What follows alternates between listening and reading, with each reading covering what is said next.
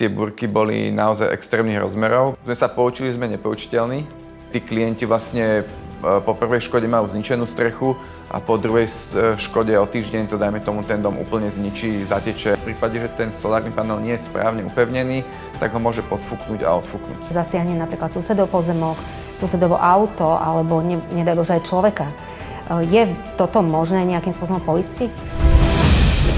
Dobrý deň. Dnes sa budeme rozprávať s Pavlom Ondruškom, riaditeľom úseku likvidácie Premium poisťovne. Ahoj, Pali. Čau.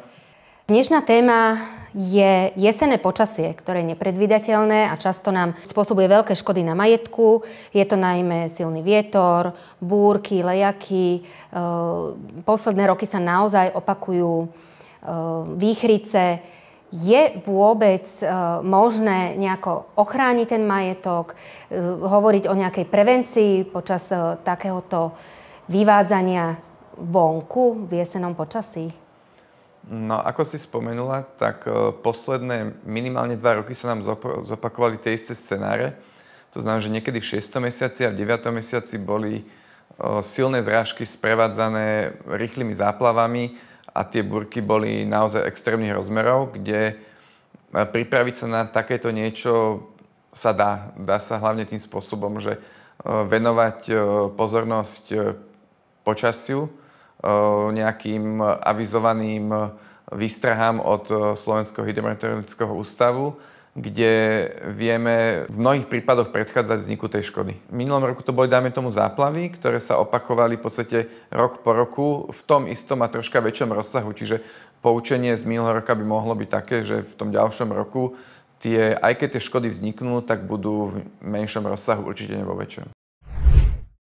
A sme my, ľudia, poučiteľní z tohto hľadiska, zo svojej skúsenosti, že keď viem, že jeden rok mi niekde vyvalilo kanál pri dome alebo podobne a viem, že existuje nejaké technické riešenie, ktoré by mi mohlo zabrániť opakovanej škode, robíme to? Myslím, že to, čo vieme, je určite to, že sme sa poučili, sme nepoučiteľní a znamená to, že aj nám sa opakujú škody, kde z tej istej príčiny nám vznikne rovnaké poškodenie. Možno nie úplne v tom istom mieste, ale rovnaké poškodenie. Dám príklad. Máme po výchrici poškodenú strechu, zateče nám do baraku, hej. Opravíme ale takým spôsobom, že pri ďalšom daždi nám preteká zase do baraku. Rok na to, alebo pol roka na to, pri zase extrémnom daždi, zistíme, že tá strecha 2-krát vlastne nebola opravená a na 3-krát zase preteklo. Je to nedostatočné vlastne venovanie sa tej prvotnej príčine vzniku tej škody, že nebola na začiatku odstranená správne. Rovnako to aj platí, že v prípade, že nám zateče do pivnice a vieme, že sú to, dajme tomu, splašky a nám idú z odpadových vôd, keď máme sprchu alebo umývadlo v pivnici alebo z pračkového odpadu, a vieme, sa to opakuje a neskontrolujeme po prvom prípade alebo druhom prípade spätnú klapku, tak zase nastáva škoda väčšieho rozsahu a stále sa zväčšuje. Čiže áno, sme nepoučiteľní. Spomínaš hlavne škody, ktoré napáchala voda, povodne, lejaky. Sú to najčastejšie príčiny, ktoré súvisia s počasím na jeseň? S počasím sú opakované príčiny ešte krupobytia a nie je vylúčené, že týždeň po týždni príde krupobytie rovnakého rozsahu, kde tí klienti vlastne po prvej škode majú zničenú strechu a po druhej škode o týždeň to, dajme tomu, ten dom úplne zničí, zateče až od strechy po najnižšie poschodie. Čiže krupobytie nám posledné roky spravilo viacej škôd veľkých rozsahov. Opakované ďalšie nejaké väčšie záplavy, krupobytia, výchrice a potom pohybujúce sa predmety na pozemku. S tým sa stretávame tiež často. A tu potom môžeme hovoriť o nejakom zanedbávaní tiež, ochrane toho majetku, alebo ako to je s tými predmetmi? Častý typ škody je, dajme tomu, trampolína ponechaná na pozemku, kde tá trampolína má sama o sebe veľkú plochu a pôsobí ako plachta, čiže aj menší vietor, čiže ani nie vietor, ktorý považujeme za riziko, zdvihne tú trampolínu, odfúkne ju a poškodí jak vlastný, aj možno aj cudzí majetok. Nastávajú aj škody typu, že ideme grilovať pred búrkou. rozfúka to potom uhlíky alebo prepadne ten popol z toho krbu na dlažbu, zašpiní fasádu, dom. Tých druhov škôd je viacej. Takže čo by si tak odporúčal najviac, na čo sa zamerať? Zamerať sa naozaj že na tie výstrahy, lebo predpovedať v tejto dobe búrku je jednoduché. V lete prichádzajú veľmi rýchlo a na jeseň prichádzajú očakávania. Čiže pokiaľ máme nejaké letné slnečníky na pozemku, alebo záhradný nábytok, alebo nejaké kochlíky, grill, prípadne iné veci, tak tieto treba sa naučiť odkladať, lebo tie výchrice prichádzajú rýchlo a na jeseň to už považujem za automaticky, že už ani tú záhradu toľko nevyužívame, je ideálne mať tie veci už odložené, alebo skôr rátať s tým, že zazimovať ich ešte pred koncom septembra.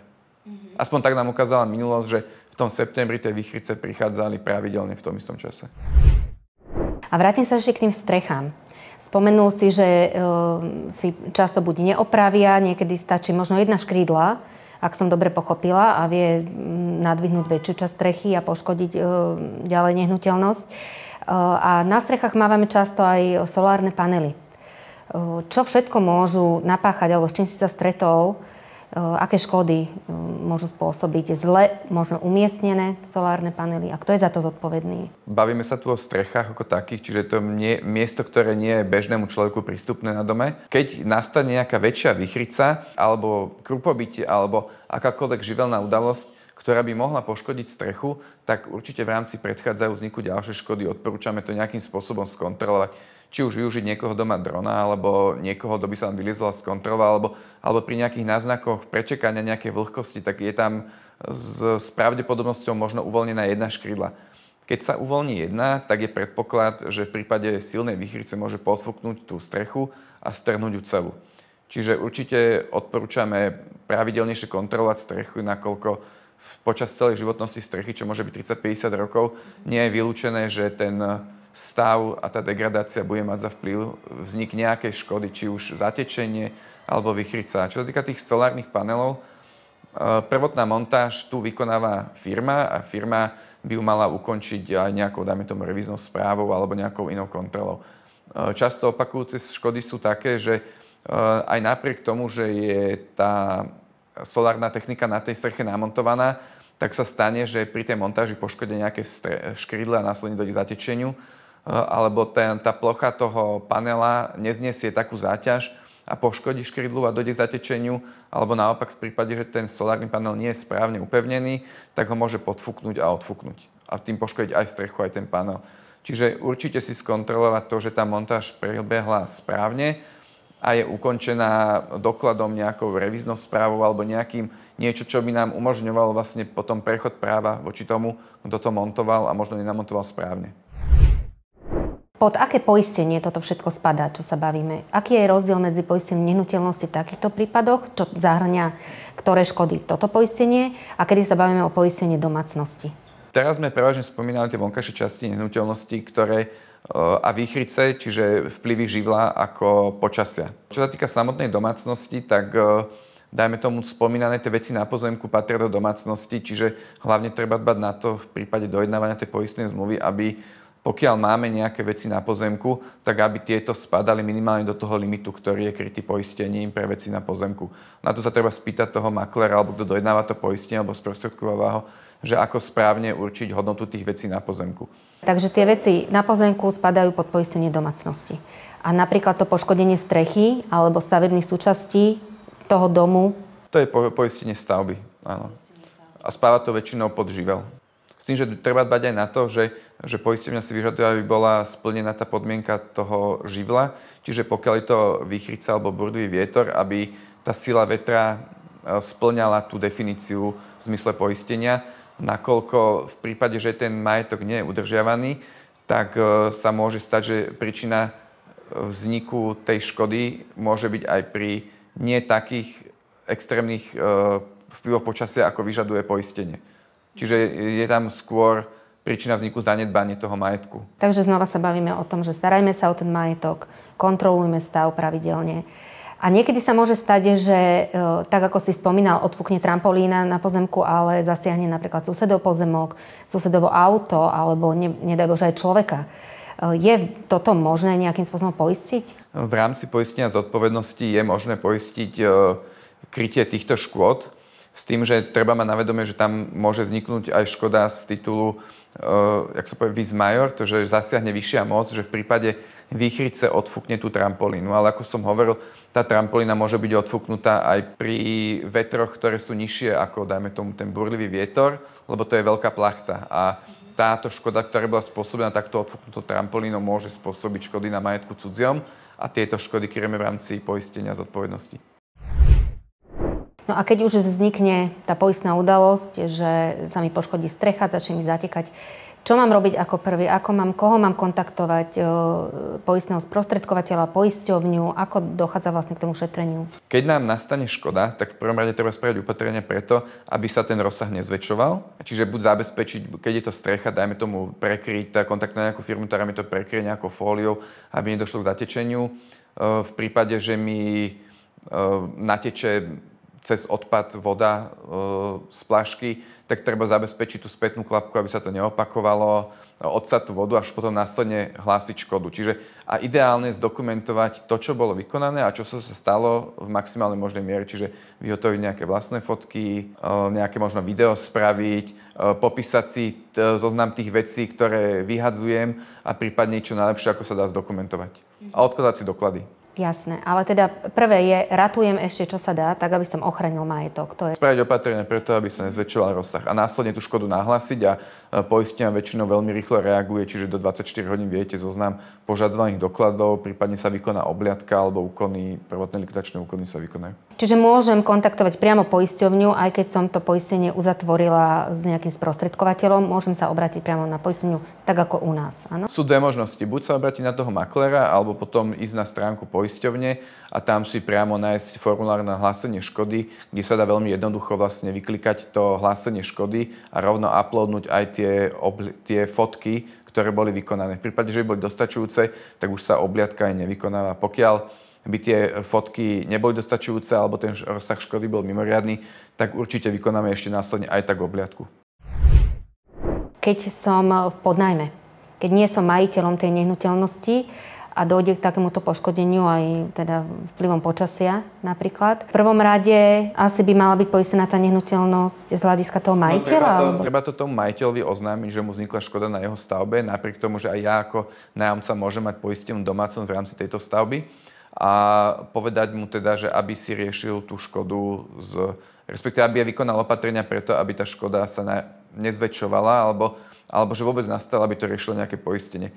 Iný prípad môže byť, že by som bol poistený v rámci poistenia bytového domu ako vlastník bytu v tej stavbe a v prípade, že by aj mne individuálne nastala škoda, že by mi zatekli atmosférické zrážky do bytu, tak treba aj informovať správcu o tom, aby ho informoval toho mňa ako nájomcu, vlastníka toho bytu, že ako mám postupovať, aby som si tú škodu vedel uplatniť. Takže ja ako nájomca môžem mať poistenú svoju domácnosť, to znamená vybavenie, svoje zariadenie tej nehnuteľnosti, ale za samotnú stavbu tam sa treba obrátiť na toho majiteľa. Byt môže byť poistený aj v rámci celého bytového domu, čiže že môže byť poistený aj keby som ho nemal poistenú ako stavbu, iba domácnosť, tak môže byť ten byt poistený v rámci celej stavby. Bavili sme sa o škodách, ktoré môžu vzniknúť na dome, môžu vzniknúť v našom byte. A čo taký bytový dom? Aké škody sú najčastejšie v súvislosti s jesenným počasím a týmito búrkami a vetrami v bytových domoch? Časté a opakujúce škody na bytových domoch sú spôsobené atmosférickými zrážkami, kde tieto zatekajú či už počas silných vetrov popod parapetné dosky, alebo v tých rozsiahlejších prípadoch, kde to pretečú tie atmosférické zrážky priamo zo strechy, kde následok môže byť neudržiavané alebo obchaté dažďové vody. Tu nastávajú škody naozaj veľkého rozsahu. Čiže aj pri tom bytovom dome, keď je nejaký náznak nejakých flakov po atmosférických zrážkach, treba to riešiť so správcom, aby sa odstraňovala tá samotná príčina, nakoľko to preťaženie tej strešnej fólie častým zalievaním vodou môže spôsobiť aj jeho degradáciu a potom vznik veľkej škody. Môže sa stať, ak dobre teda chápem, že byt na samom vrchu, ktorý je poškodený takto zo pretekajúcej strechy, tak tá voda postupuje ďalej, ešte ak susedovi napríklad nižšie alebo vedľa. Toto takisto je možné nejakým spôsobom poistiť? Spadá to pod nejaké poistenie alebo ako? Spadalo by to pod poistenie bytového domu z rizika atmosférickych zrážok, čiže pokiaľ by takto pretekli tie atmosférické zrážky vlastne na viacej bytov, ale je to rovnako ako pri vodovodnej škode, že v prípade, že praskne trúbka v strupačke a vytopí tri byty, tak sa to rieši spojenie s bytových domov. Takže aj to poistenie je veľmi dôležité, takisto aj na jeseň. Tak ďakujem za rozhovor, Pali, a ja sa s vami lúčim zase na budúce s ďalšou témou. Dovidenia.